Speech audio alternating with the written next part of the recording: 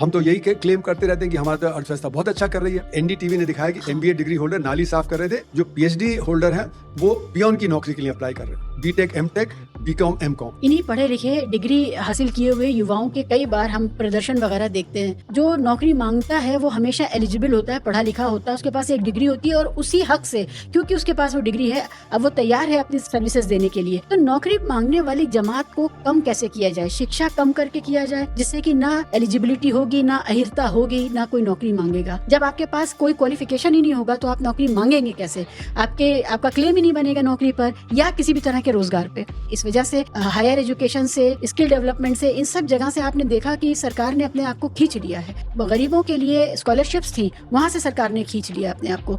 तो अब organise sector में पढ़े लिखे लोग सिर्फ वहीं से जा रहे हैं जिनके पास ऑलरेडी जनरेशनल वेल्थ है, वो पढ़ा सकते हैं महंगी जगहों पर। आपको इसमें कोई डिजाइन दिखता है क्या कि गरीब को पढ़ाओगे तो फिर वो नौकरी और रोजगार मांगेगा और वो एक बवाल बन जाएगा, फिर प्रदर्शन होगा? तो प्रदर्शन ना हो इसके लिए उनको अनपढ़ और बिना डिग्री का रखो और फिर उनको रैलियों में, कांवड़ में, शोभा यात्राओं में और दूसरी चीजों में इस्तेमाल करते रहो। क्या कोई डिजाइन है इसके पीछे?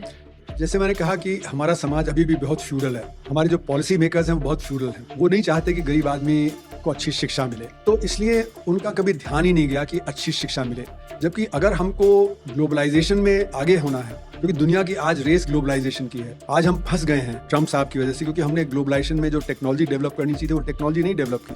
तो इसलिए जो हमारा जो नीति निर्धारक है, जो बहुत ही फ्यूडल है, जो गरीब आदमी की तरफ ध्यान जिसका नहीं जा रहा है, उसको जब तक हम नहीं बदलेंगे तब तक नहीं होगा। तो ये अगर हम करते हैं कि उनको अच्छी शिक्षा ना मिले इसलिए वो जॉब नहीं डिमांड करेंगे, तो अपने ही पैर पर कुल्हाड़ी मारेंगे, क्योंकि फिर हम आगे बढ़ेंगे नहीं। रिसर्च एंड डेवलपमेंट में, टेक्नोलॉजी में पिसते चले जाएंगे, कभी चीन के, कभी रूस के, कभी अमेरिका के बीच में हम पिस जाएंगे। तो इसलिए मेरा मानना है कि ऐसा नहीं है कि सरकार कह रही कि हम शिक्षा कम कर देंगे, पर वो प्राइवेटाइज कर रही है। कि जो नई आर्थिक नीतियां हैं उसके चलते हुए पब्लिक सेक्टर को कमजोर करना और प्राइवेट सेक्टर को आगे बढ़ाना। हमने एक तरह से असंगठित क्षेत्र को अदृश्य कर दिया, क्योंकि वो डेटा में नहीं आ रहा तो हम पॉलिसी में भी नहीं। क्योंकि अगर 6.5% की ग्रोथ रेट है तो हम कहते हैं अरे तो दुनिया में जो जितनी बड़ी अर्थव्यवस्था है उसका सबसे ज्यादा ग्रोथ हमारे यहाँ है। तो सरकार कह रही है हम बहुत अच्छा कर रहे हैं, जबकि असंगठित क्षेत्र गिरावट पे है।